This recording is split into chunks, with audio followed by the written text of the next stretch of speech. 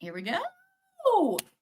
Hello, everyone, and welcome to Thrive and Shine HR. It's so good to see you. I'm so sorry if you are joining us live today. You're noticing us about 15 minutes late. So I want to apologize to all of our listeners and viewers who are joining us live today. We had some technical issues today, but that's okay. We are here now. Good morning and happy Sunday, Katherine.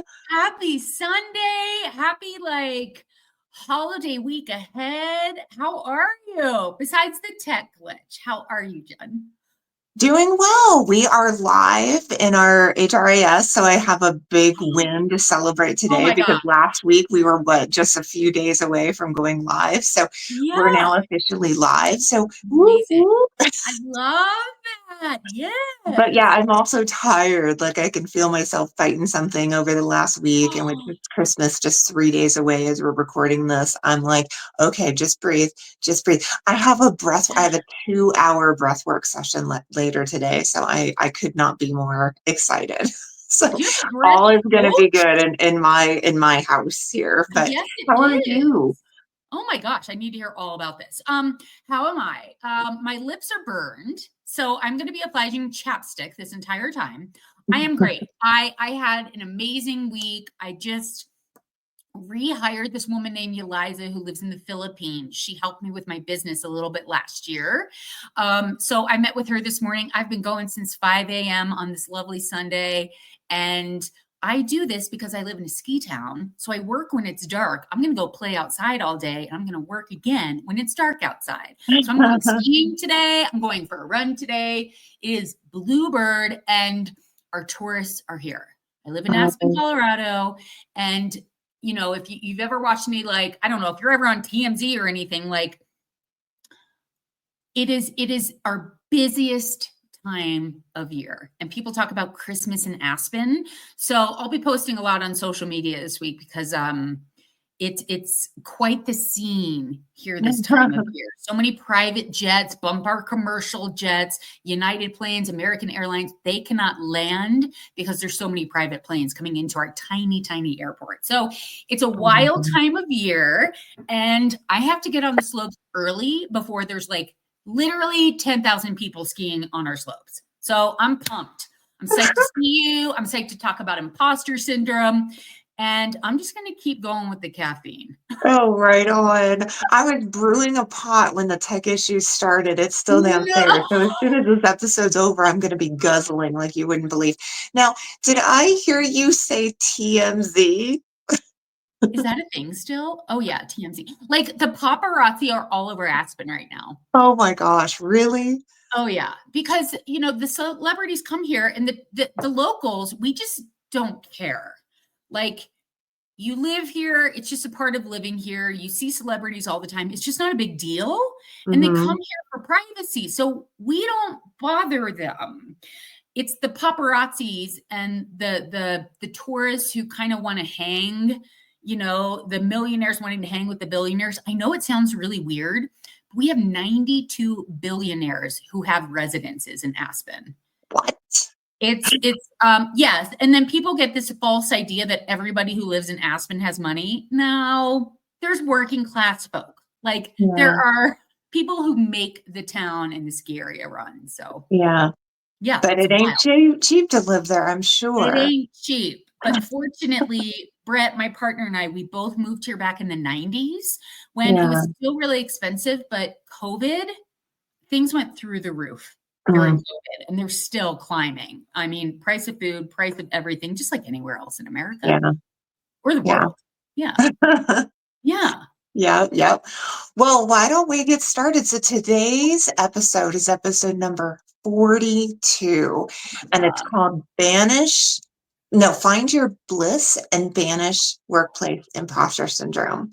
So the topic today is really about how we hide away from our true selves, right? Like, what is it that we are really so afraid of when it comes to really putting ourselves out there and being, you know, whoever it is that we know deep down we can be. Oh, yeah. So I am so excited for the topic. I'm so excited to dig in with you. What do you say? Why don't we get started, shall I'm we? so excited for this topic because, of course, HR Empower Hour, I taught on this topic, and it's the fourth time I've taught a class on imposter syndrome. So this is one of my favorite subjects. So I'm so Nice. ready. Are you? Right on. Okay. Okay, so first question, how would you describe imposter syndrome? And what do you believe causes it, especially for women in HR? Oh my gosh. Okay. So, of course, I pulled up a technical definition, which cracks me up. So, imposter syndrome, get this, is a quote unquote behavioral health phenomenon described as self doubt of intellect, skills, accomplishments, or accomplishments among high achieving individuals. So, that last part answers your question about like how it impacts or why it impacts women in HR. And most of my clients, most of the people I know in HR are high achievers. They're strivers. They want to do better. They want to help people. They want to figure out new ways, all of those types of things. And what we know to be true about imposter syndrome is that the higher you go, like the higher you climb the corporate ladder or the longer you're in HR, whatever you want to call it, however you want to phrase it, the worse your imposter syndrome gets, unless you really understand imposter syndrome. So for me personally, my imposter syndrome sounded and still sounds like, because we never totally ditch our imposter syndrome. It's the human brain is wired in such a way that it's never going to fully go away. But we'll talk about this in today's episode. When you recognize it, that's where your power move is. So for me, my imposter syndrome sounded like, well, I'm just gonna work harder than everybody else. Or they must have been desperate to hire somebody, or they must not have had a lot of applicants for this position. Or, I just I'm not smart enough. I mean, that was another indication that I was really suffering with imposter syndrome. And like I said, it still pops up, but that's how it presents in me. So for any of our live listeners or anyone who's watching, listening to this on Spotify or wherever you get your podcast, I want you to think about how imposter syndrome shows up for you, what it sounds like in your own brain. Jen, what does yours sound like? And how would you answer that question? Like, how do you define imposter syndrome? And yeah, all the things. I'm going to have some coffee while you talk. And all the things. No, I love it. I love everything that you said. I read a book in 2020. So during COVID, there was a book by Dr. Valerie Young, and it's called The Secret Thoughts of Successful Women. Now, if you haven't read it, I'm going to put it in the show notes. It's a really Please. good one. I had to pull it out for this conversation today. I was like, oh my gosh, where is that book? So the way that Dr. Young describes imposter syndrome, here's what she says. She says it's a persistent fear of being exposed as a fraud despite evidence of competence and success. Ooh, This love that. resonates so deeply with me and with so many women that I've met and people in general, right? It's like this persistent fear that rises in everybody, right? You, me, everybody has a persistent kind of worry or doubt about our capabilities, our, our abilities, our worth. And so, imposter syndrome is really that hiding behind of what feels safe. And then, it's the masking, and, you and I have talked about in previous episodes, but yeah, the way that she describes it is like poetry. I It just is loved it poetry. so much. I mean, I hope that Sam, so for any of our listeners, you probably remember that Sam is helping us, get the word out about our podcast. I hope she quotes you on that, because that is just a beautiful definition that also normalizes it quite a bit, which I appreciate. Yeah.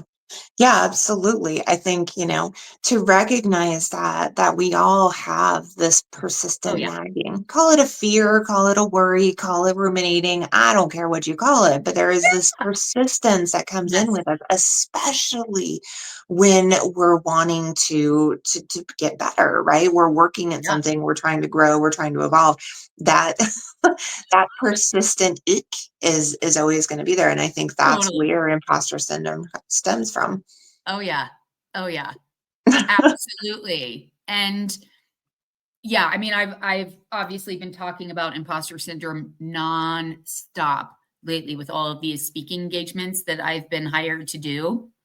And I'll be really honest. I mean, one thing that was really surprising for me, I thought it was really highly prevalent in women versus men. No, Mm, it's not necessarily gender related. Every human suffers with some level of imposter syndrome, which I didn't really know. And some of my male clients are just busting out with the word, yeah, I'm suffering with imposter syndrome. I'm like, cool, let's fix that. yeah.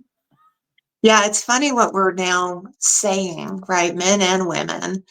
But I agree with you. I think it's universal. I think these are universal Oh truths yeah. about Yes. the human experience. Well, it makes sense too, right? Because it's the human brain. I mean, the Yeah, human brain and our negativity bias and just that propensity to operate from fear totally makes sense. And yet, there are ways to override it and right, overrule it and rewire those neural pathways in a much more right, healthy, much more empowered way. right. And we are going to get there. But let's start with a little story time. Okay. Okay. Love story So time. share a time in your life where you experienced imposter syndrome and how did it manifest in you? Um, so I thought about this and I was like, oh, I should probably pick like a story from way back but then. But what kept coming up for me is that my imposter syndrome has been showing up, has been knocking on my door all fall in the end of this year. Because our listeners who've been around for a while know that I had one primary client for 18 months. And when I focused on that primary client, I was doing everything you could possibly imagine under the sun with this client. I developed their mission, vision, values. I totally revamped their performance management process. I brought in a monthly learning and development program for office and operations. So, office and field staff. Like it was comprehensive. I started doing facilitation with intergovernmental agencies, just so many things with them. And to the point where they hired me as their interim town manager, like all of these accolades kept coming. And then my contract ended at the end of August. I saw it through to the end of September and I was like, you know what? I want to go all in on HR Empower Hour. I really think I'm on to something. As a SHRM recertification provider, I get so many accolades. And I was like, I want to go all in on this. Mhm. And I truly believe that I hung on to that client because of my imposter syndrome. I see it so clearly now. And especially as we're coming up to 2025, as I'm Mhm. starting to promote this program, I'm launching a new program for local leaders in Aspen. So as I'm launching these products, I see my imposter syndrome so clearly. And it sounds like you're doing too much, you're spreading yourself too thin, which can be true, but I'm really not because my programs really mimic one another. They're very, very similar. So I'm not doing too much. It's very narrow. The scope is narrow, and I'm letting go of the low-hanging fruit, the easy money, because I have Mhm. such a vision for empowering HR women all over the world and empowering women in my community. So that imposter syndrome, like it's these excuses that have been popping up in my brain since I let go of this client. And it's been really interesting stepping back from that and saying, yeah, that's my imposter syndrome and I can see it. And how do I override it? So I can't give too far of a distant imposter syndrome example because I truly believe that as long as we have a human brain, our imposter syndrome is going to come with us. We just have to recognize it as such. But that's only my personal opinion. Jen, let's hear an example for you of your imposter syndrome and how did it manifest? I want to hear that example because I'm really curious what how you believe we manifest our imposter syndrome. Yeah. I love the vulnerability of you sharing that recent example. Thank you, for Yeah. sharing that because that's so real and it's so common. Like how Mhm. many times I've talked to people who are holding on to things, Yeah. in similar ways. So thank you. Thank you for that. Always. Um, so my example is that when I first got involved in the local SHRM chapter that's here in Southern Oregon, we moved to Southern Oregon 12 years ago. Yeah. I didn't get into the SHRM chapter right away. I think when we first moved here, I was dealing with some like uncommunicated, unrecognized depression. And so once Ah. I got through kind of a phase of self-pity and self-wallowing, I got involved with the local SHRM chapter. And when I did that, Mm. I immediately, I think it was, my energy and my passion and all of that. But within 6 months, they were talking to me about the president role. And I know sometimes, Wow. trying to fill different seats, that can happen sometimes in different roles, but it was something that at the time my ego needed that so bad. And so I took it. And Yeah. I, was so excited about it. But yeah, I wasn't prepared. I didn't have, really the time and Interesting. the capacity to be, president that year. I mean, looking back, I can say, 10 years later, like, well, poor thing. I mean, but I was just overloaded with family and life and, just moving to a new Ah. area and, so there was so much going on. So I think that at the time, I really wasn't quite prepared. And so Ah. then add on top of it my insecurities and my self doubt and my everything that came along with it as president. I'll never forget that they have a volunteer leaders summit in DC in Yeah. November of each year that kicks off your volunteer leader year. So when I was president elect, I got to go to this conference in DC for volunteer leaders. And I was either intoxicated or hungover the entire time Oh crap. Yep. Yep. of that trip because I think my imposter syndrome was such overload that I was just self-destructing and self-medicating Wow. and just completely like not able to like show up in any other way other Wow. than like self-sabotage. Right. And Yeah, I like think half that for there, like me, that's foggy exactly brain. what's Yeah. that? Yeah, just like halfway there, Yeah. like that form of escapism, that over drinking, Yep. it's sort of that way of validating our imposter syndrome. Yeah. You know what I Yeah. mean? Yeah. That's how it Interesting. manifested in me. It was a way for me to check out and Ah, not fully take that responsibility on, right? They got to oh, go and meet. I did end up going. I think I even shared about it on a previous episode where I got to meet like a senator, right? I was damn. hungover. Yep. I mean, I was able to show up and get it done. I got the job done. But had I like not been trying to like, cover up so much fear and insecurity and Oh, imposter yeah. syndrome at the time, Oh, oh yeah. my gosh, I think it would have been a completely different experience, but I Oh, think yeah. that that was my way of coping.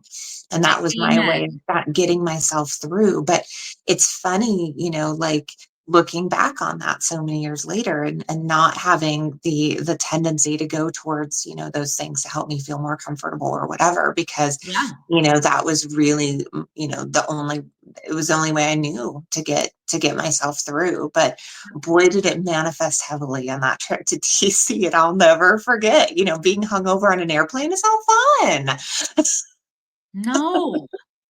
Gosh, yeah, I mean, it's so funny because last night I went to a holiday party at a friend's house, and I haven't seen a lot of these friends in a long time, and we've been friends since the 90s, and they knew Mm. me back in my drinking days. Oh, And yeah. and it's funny because you and I have that same former chosen form of escapism. Hmm. And if I were you, if I were meeting a senator hungover, that imposter syndrome for me would have been on steroids. We're full charged. Yeah, I was doing it to my damn self.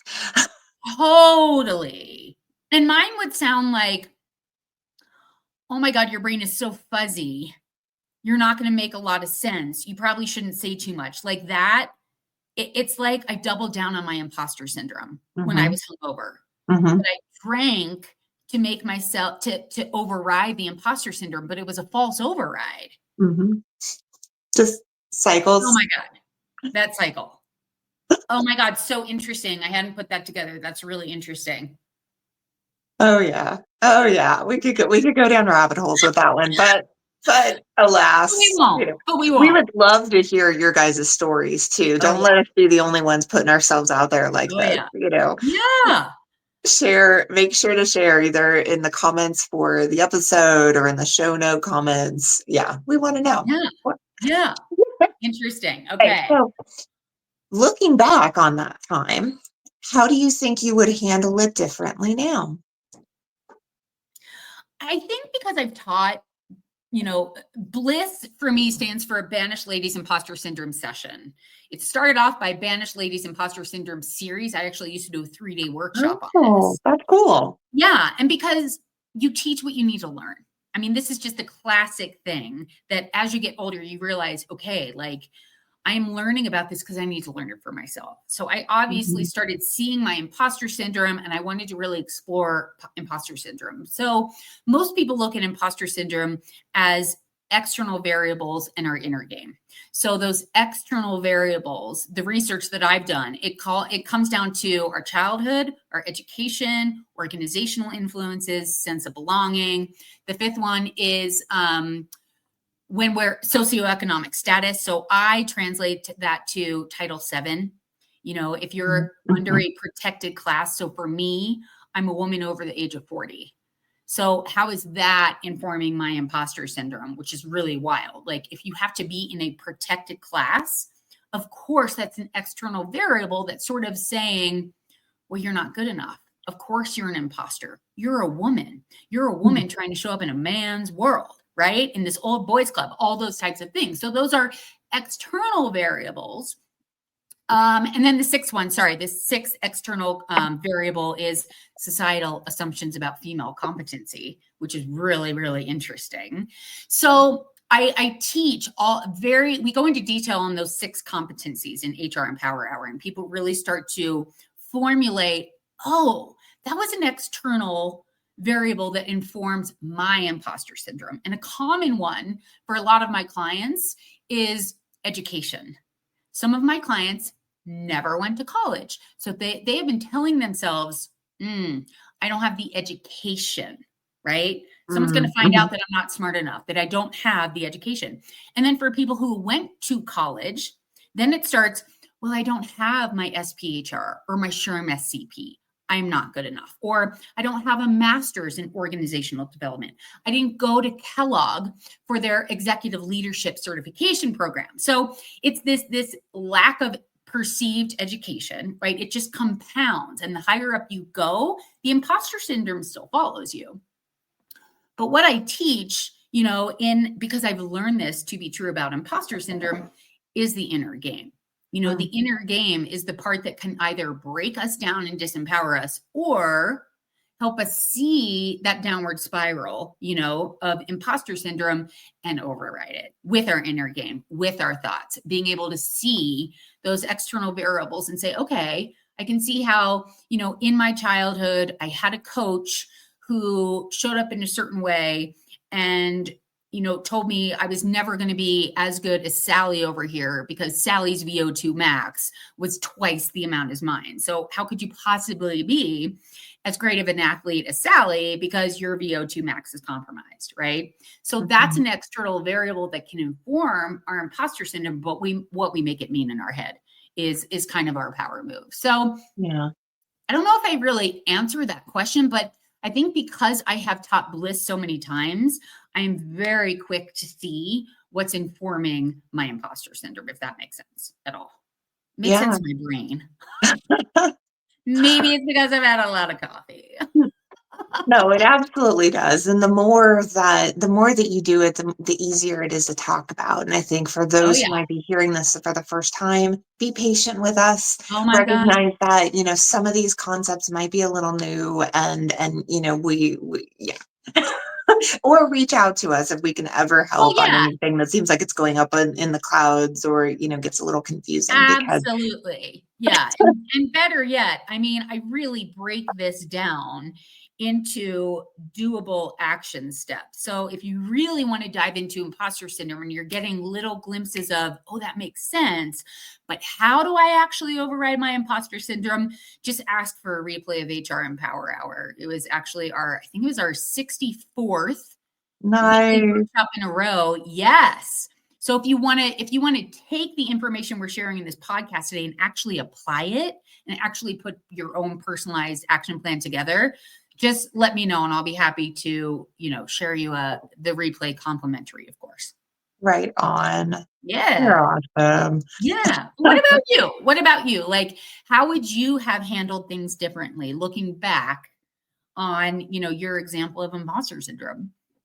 Yeah, I mean, I think you explained it so well, and it really, really does come down to the inner work. I mean, I could talk for hours about the alcohol, and I could talk for hours about the self-sabotage, and I could talk about all the things. Don't do this, and don't do that, right?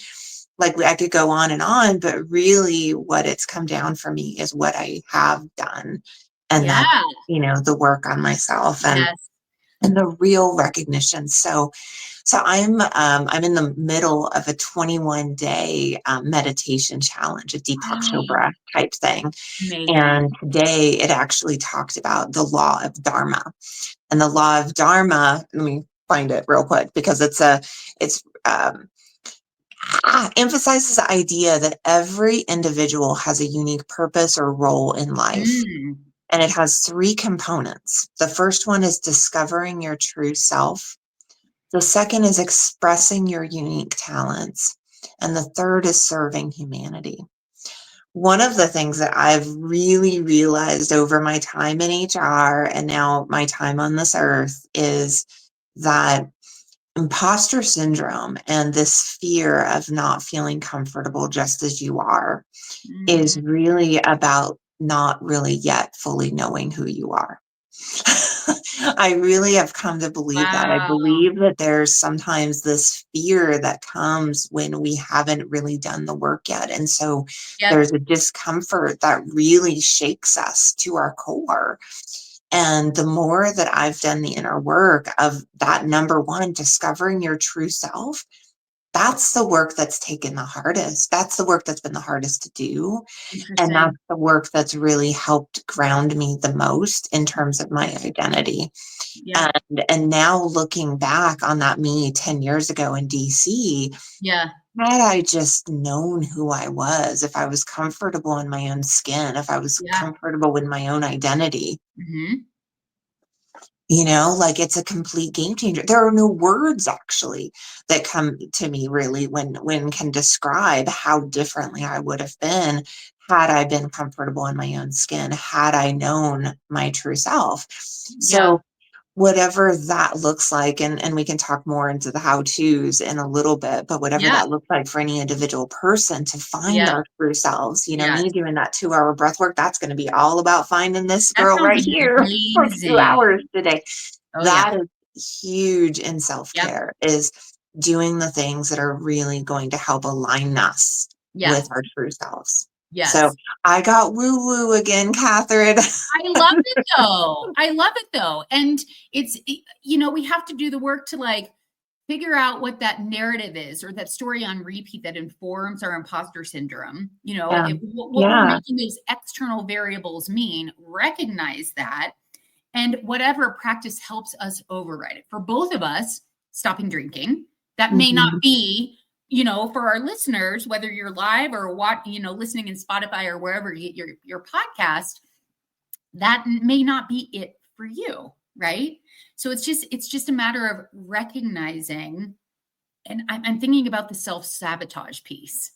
And I think one thing about self-sabotage is it's not self-care when there's a negative consequence on the end. I think that's when you realize it's self-sabotage. So drinking's Mhm. a great example. Mhm. It's self-care if you're not hungover, if you don't have a fuzzy brain, if you're able to drink a certain amount of alcohol and it makes you tired and you're able to put it down.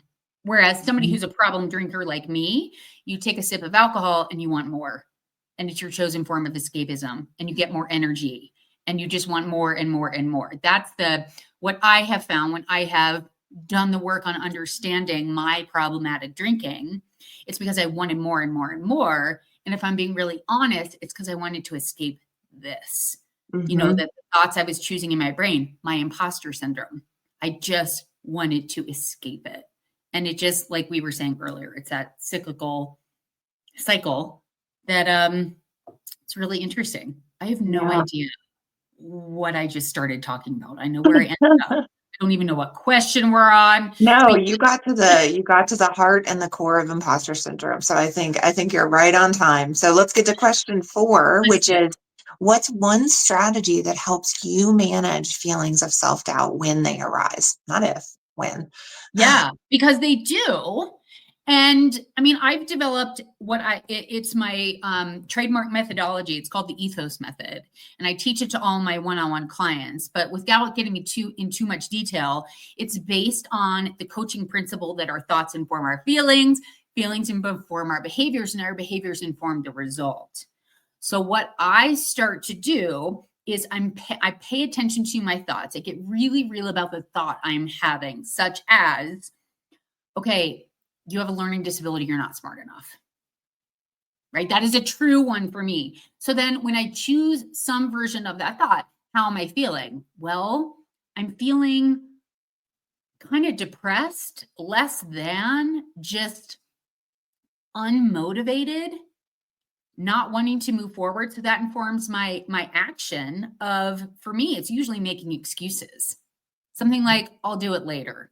I'll do it when I have more energy. I'll do it when I have an 8-hour time block instead of a 2-hour time block, because I'm going to need more time, right? I'm going to need a lot more time. And the result sometimes for me can be, I just keep pushing off that meeting. I keep pushing off that time block. And next thing I know, I'm out of time. So some people talk about that as procrastination. And procrastination is definitely an indication that you're suffering with imposter syndrome. So once we just start to realize, what is actually going on for me, I personally reverse engineer it.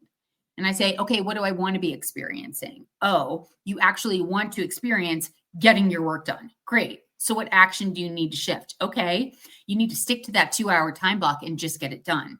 And when you get it done in that 2-hour time block, how are you going to feel? I'm going to feel so good. I'm going to feel so accomplished. I'm going to be able to get on with my day. And the thought I need to choose is, you have 2 hours, do the very best you can in 2 hours. So that's how I do it. I do this whole forward motion using that coaching model, but then I reverse engineer it to actually focus on, okay, let's do an override here. So that may have been too much, too fast, but the reason I can do it so quickly is I have been working this model, this ethos method for 2 years now, and I do it very quickly, and I do it every morning to set my day up, but I also do it throughout the day to get myself back on track when my imposter syndrome hits. That's what I do. That's my one strategy. And I do it all the time. And it's a quick hit, and it just absolutely overrides my imposter syndrome 100% of the time. Wild. What about you? What's your one strategy? Right on. I love that. Mine is so similar to yours. I'm not going to be repetitive because we're very similar in terms of the coaching model and how our thoughts inform, everything.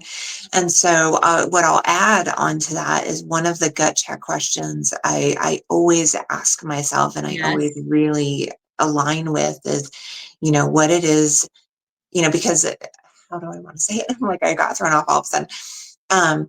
But I always remind myself, you are what you believe, right? And so our beliefs, how they inform so much. So just thinking of it from the perspective of, our thoughts inform our actions, But I always like to go even deeper around our beliefs and how that really drives, the thoughts. And so, questioning, and I think you were, alluding to that as well, is the curiosity around what we believe, what we, what we truly believe in terms of, the other people in our lives around us, what we believe about ourselves and how we believe that we're capable or incapable, like all of those beliefs and the questioning of that Yeah. all the time.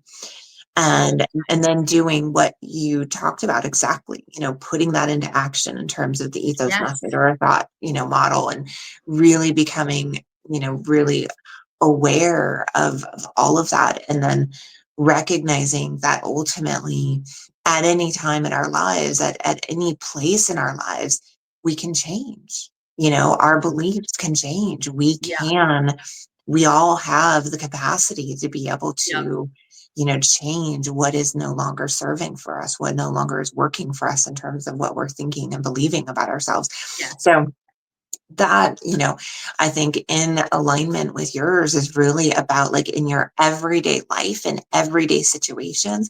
And then Yep. from time to time, go deeper, go Woo! deeper to those beliefs that are really kind of the sticky ones, that you Yeah. don't think that you're good enough, that you don't think that it's, the right time or any of those. So it's a matter of really being willing to go there. And that I think has taken a lot of work, but with the system that you talked about, that's an anchor that's always going to have you.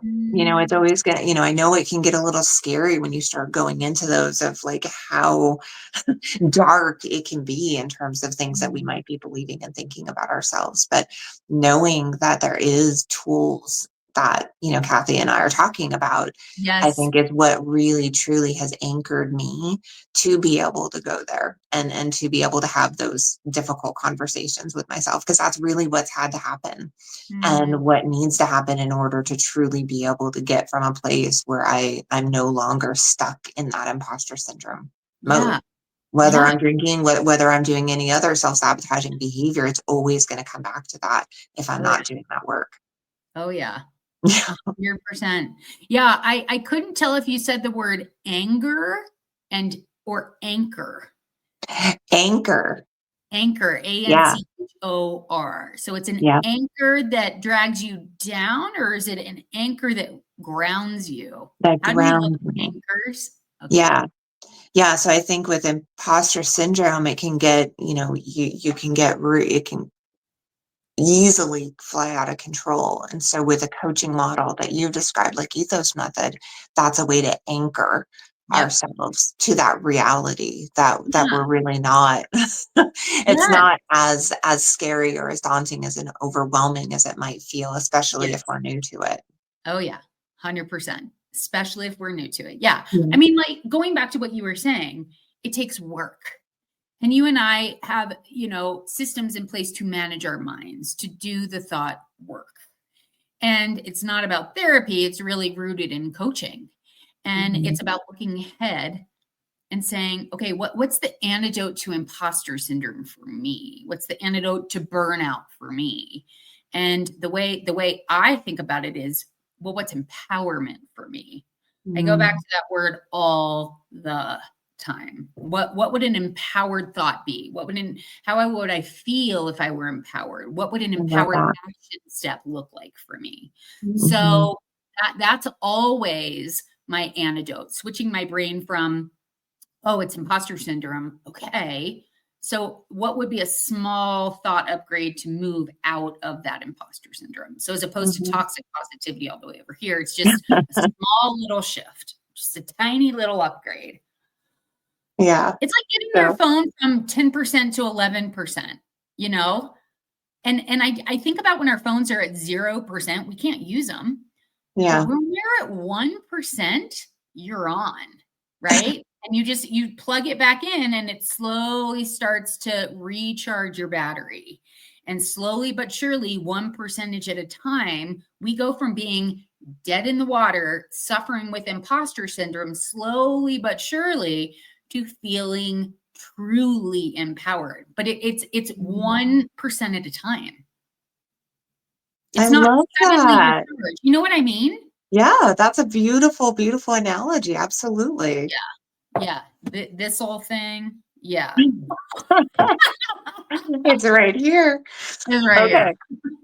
Question 5. What role does celebrating small wins play in overcoming imposter syndrome? And do you have an example?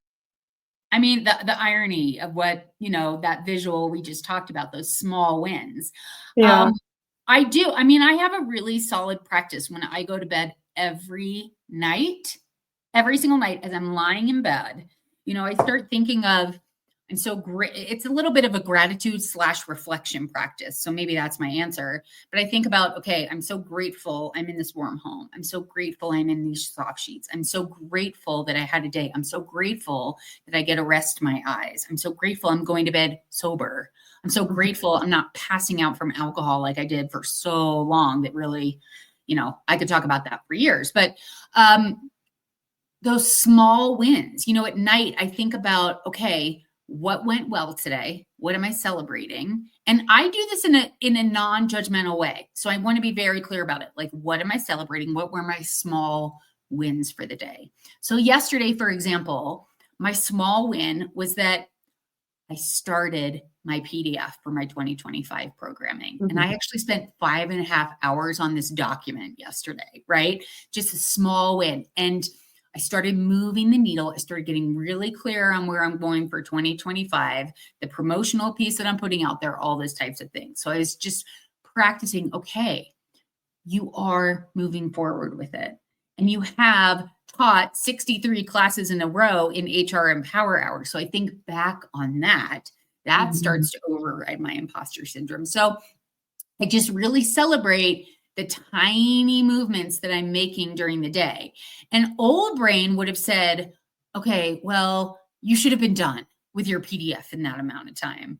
And new brain just recognizes that, right? My empowered brain recognizes that. And it's like, you're exactly where you're supposed to be. You were supposed to take 5.5 hours. Like, I got an email at the end of the day saying that I've been named the best burnout coach in the US in 2024. Oh And it my wasn't gosh. this spammy thing. It's by review. I can't even remember the name of the website because I don't have it up in front of me, but I was like, is this for real? And I was nominated and I received the award. So it's, and that's a Amazing. small win, right? Yes. And I very much realize it's coming from external validation.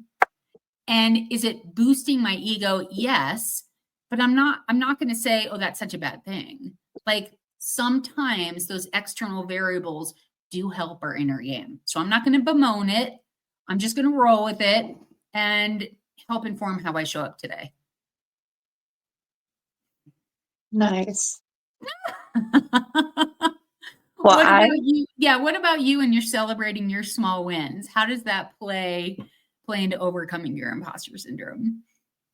Yeah, I was thinking about this a lot too, just coming out of this big project with this HR system at work. And I'll be honest, like, I was not pausing enough to celebrate the small wins along the way. And how many of us do, right? In retrospect, when we're going through a big project, it's like, go, go, go, go, go. Oh, yeah. And on Monday, when we went live, we ended up, taking a moment and doing a little pizza party at lunchtime for everybody who was, the biggest project players, except for a couple who were out that day. But it was so special. And, it was, everyone has so much to do and it's been so overwhelming and such a hard project.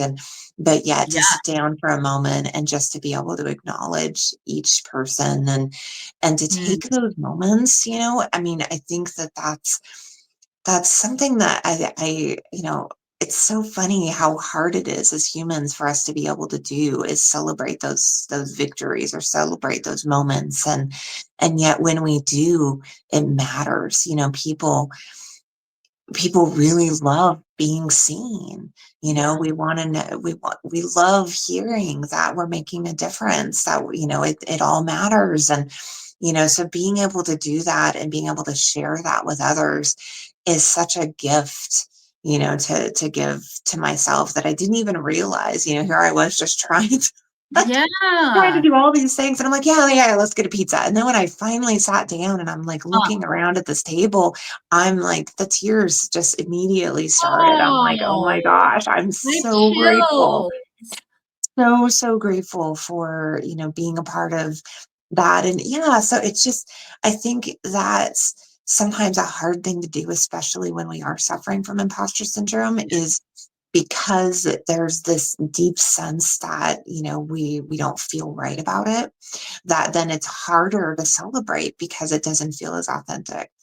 Yeah. And I gotta say that pushing through that anyway, to really force yourself to do it anyway, even if part of it felt like an imposter. Like with this project, I was project leader. I'm like, what are you guys thinking? Right? Like, why would you make me project manager?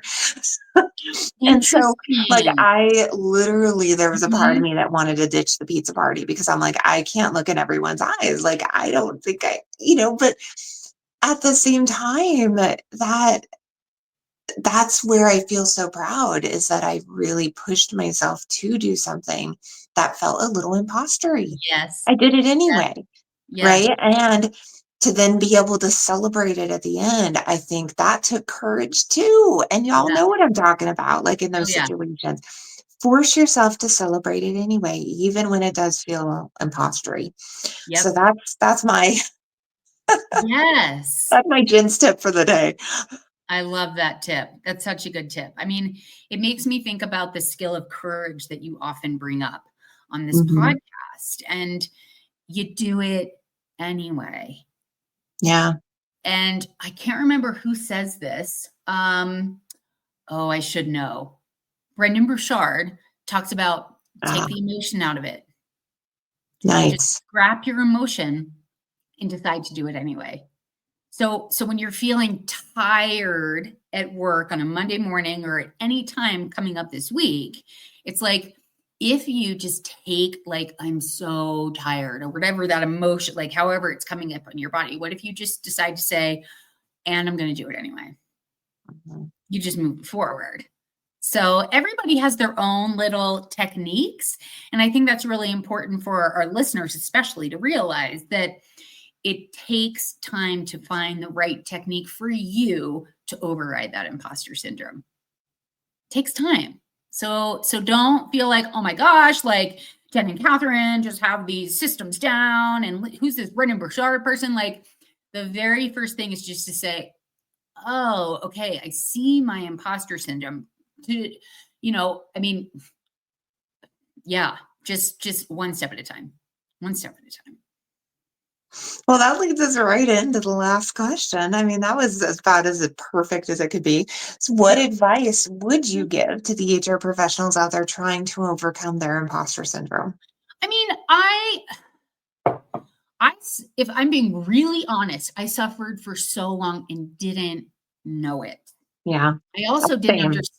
Yeah, I also didn't understand that I suffered with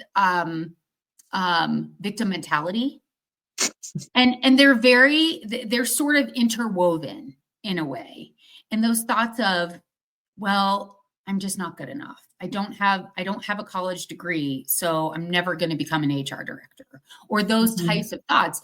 It's actually very much correlated and related to victim mentality. So I did not see any of that. And it took hiring a coach because I hit rock bottom. I mean, I totally burned out in HR. And it took me hitting rock bottom for me to say, okay, I've been working with therapists off and on. That's not working. I'm gonna hire a coach. I don't even understand coaching, but I'm gonna hire a coach. And my very first aha moment came when she was coaching me on my relationship with my father. And my father was very ill at the time. He's fine now, but this is like 5 years ago. Mhm. And long story short, I had daddy issues because I had victim mentality because my father didn't have time for me growing up, which led to me not feeling loved, not feeling good enough. It's all interwoven. And once she helped me realize those are thoughts you are choosing now as an adult about your past, you're very much feeling like an imposter. You're not worthy. You're not good enough. You're not lovable. All those things. It hit me like this.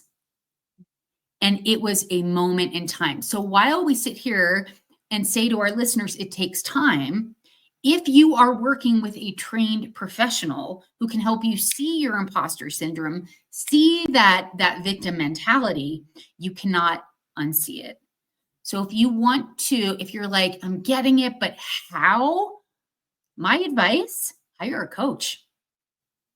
Hire a coach, interview several coaches, and you will know when you find the right coach for you. That's my advice. Because it worked for me. Yeah. And I see things so quickly that I'm able to move forward that much faster as opposed to staying stuck in this swirl, which happens with imposter syndrome unless you don't see it as such. Yeah. Wow. Mic drop, Kathy. Like Mike, your No, husband wrote? I think you really truly nailed what I was gonna say. And you nailed two different things. First is Okay. how little we're able to really recognize imposter syndrome sometimes when it's active within us. It's really true. Having that other individual who can really help you see how you're cutting yourself down and all Oh of my those God. things is just massive. And so, yeah, I think I basically just said those things, but not recognizing that imposter syndrome is a thing, I think is something that is really, really important to have the second Yep. pair of eyes to be able to work with you on. And Yeah. then the second thing for me is remembering that law of Dharma that I talked about a little earlier, Yes. which is every human being has a unique purpose, and we're all here to serve the world. And so, recognizing that there's nothing to fear, I think that was my aha moment, right? You Yeah. talk about aha moments. And, I think I had a similar aha moment where it was like, oh my gosh, what am I so afraid of? Right. And it just hit me so hard. But yet, it's also come out in little glimpses here and there, but typically through doing that work where I'm questioning my beliefs, I'm questioning the Yeah. things that I really thought were true about Yeah. myself. Yeah. And that I think is just so, so important. If you ever want to get out of wherever you're at right now, it has to start with, just really starting to get really honest.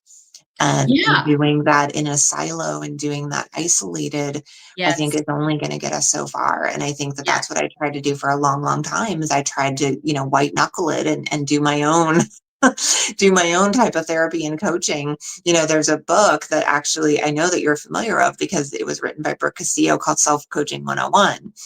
I And have that's what I not tried to read this use book before I because, ever, got my own coach was I tried to like white knuckle oh it my with God, I didn't self-coaching. know this. What's that? I didn't know this. I did Yeah. not know that. Yeah. Yeah. So Mm. my first experience with coaching is really through trying to do it myself. And I think we all have that in us. We all have that independence where we want to be able to figure it out ourselves. But there is just only so far we can go when it comes to Yes. being able to see the truth about what's Yes. within. Yes. And so, imposter syndrome is a sneaky MFer, man. It It really is. is. It is. And as you were talking, and I think so, like I mentioned, the correlation between victim mentality. I think victim mentality is almost surface level. It's the presenting problem, but the root Mm-hmm. cause is the imposter syndrome. It's Mm-hmm. thoughts that we choose to believe that we've believed for so long, we think they're true when they're only just thoughts. Right. That's it. That's it. So, man, that's really interesting, Jen. And I had for our listeners who been around and listened to a few episodes, my coach for this last year has been Brooke Castillo. She's huge in the coaching industry. Jen, I first of all, I've never heard of her book, Self Coaching 101. I've actually never heard of that book, and that's really interesting. And Brooke is a very driven, no bullshit coach. Mm-hmm. And I personally am a no bullshit person. So when I went to Florida, she coached me hard and I respond very well to that. But as a coach, it's my job to like realize if somebody wants the velvet gloves off and they want me to be super direct and super real with them, I can.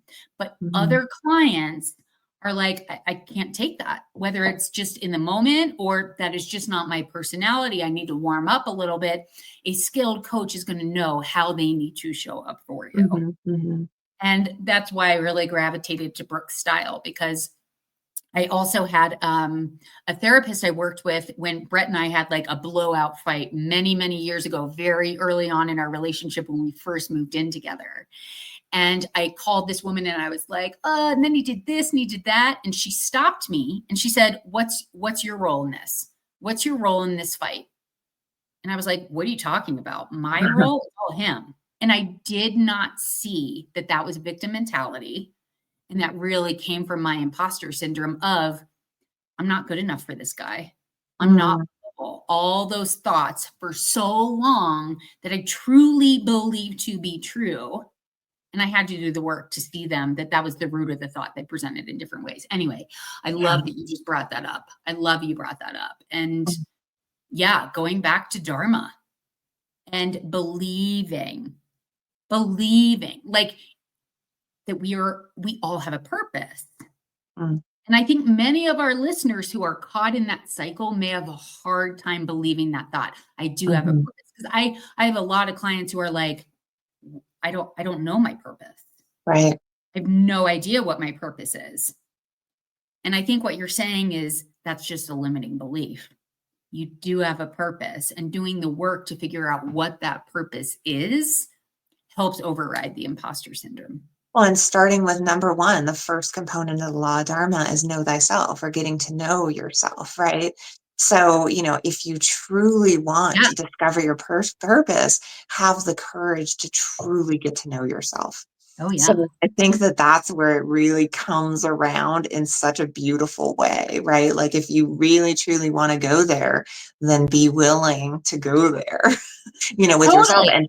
And it's, that's a process that, can take time, but it's, starting with exactly as you talked about earlier, what are those limiting beliefs that I'm find myself repeatedly coming back to around my worthiness, and, Oh, yeah. start there. Start there when it comes to getting to know yourself, because those are the beliefs that you want to start really becoming Yep. intimate with. Oh, yeah. Oh, yeah. And what's coming up for me as you're talking is Byron Katie's approach. Is it Yeah, true? Is it really true? How would I show up yeah, if it isn't true? Turn it around. So yeah, yeah, we'll probably put that in the show notes as well, because there are just so many resources out there to really start recognizing those thoughts associated with imposter syndrome. yeah. Pretty cool. Yeah, and like you said earlier, I mean, there's different levels of where someone might get overwhelmed, in terms of how deep it can go. So, Yes. know thyself in that way as well, right? Don't feel like you have to like absorb it all at once. Take that time to start to really explore this, because yeah, it can take you it can take you Yeah. down a slippery slope. But Yeah. with having, the support and guidance of someone, and starting to do that work, it's so tremendously worth it. Yeah. So, all right. Well, with that, do you have any parting and final thoughts for our listeners or viewers? I mean, happy holidays. If you're having thoughts of, my dinner's going to be terrible. What if my outfit isn't right for the upcoming holidays? What if I don't say the right thing to my future mother-in-law? I mean, that's all indicative that you're suffering with some imposter syndrome. So just take a breath. Going back to Jen, what you were saying, pause. Decide if there's a different thought that you can be choosing. Just recognize, Mhm. oh, this is imposter syndrome too. Okay. And instead of judging your thought, get curious about it, and get curious about what a different thought might look like that is also true for you. It's a little more empowering. I love it. I Yeah. love it. What I about you? ditto What that about you? up and down. Any parting words from you, Jed? I think just don't give up. Don't give up on finding your true self. Don't give up on, uncovering that authenticity that is within. Yeah. And that, that's a lifelong journey. And as Catherine and I have really shown that it can come out in spurts and it can come out in long drawn paths that we take, but just Yeah. don't give up. Keep moving down that path and know that you have support with us in this community. I love So that. with that, we're going to go ahead and wrap up episode 42 and wish everyone a really happy holidays out there. Please make sure to download this episode and all our episodes, like us, review us. We are officially moving our lives to Sundays. So Yeah. for everyone who is still paying attention, we are now going to be starting this week, Sundays at 7 a.m. Pacific, 10 a.m. Eastern time. And our whole format is going to be coming out in the next few days in terms of like having interviews and having people on the podcast. So really, really excited for all that. Aren't you, Catherine? I'm so excited. I'm thrilled. And yeah, we're switching softwares like so many of us do. You switch HRAS. Well, when you're a podcast host and co-host, yeah, you switch from StreamYard to Riverside, right? We're always looking to make upgrades. So we're looking forward to all those new advantages of that software. And we just cannot wait to see you all in the new year. Marguerite, so glad you're with us live today. You're such a dedicated podcast viewer, which is so cool, so great. And a special shout out to one of our listeners, Stacy. She is very high up in the nursing field at a local hospital. And she told me recently that she played our Thanksgiving episode for her entire team. So even though we are Thrive and Shine HR, if you do any HRing, right? If you do hiring, if you do coaching, if you have performance discussions, right? Thrive and Shine HR is for you if you do any HRing. So yeah, shout out to our listeners. Marguerite, love you. So happy to see you coming in from LinkedIn today. And Jen, happy holidays to you. Happy holidays to you. And we will see everyone next week. Thank you so much and continue to thrive and shine, everybody. Bye now. Bye.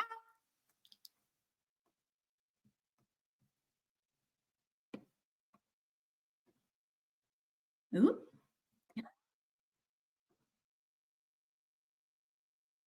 Hello?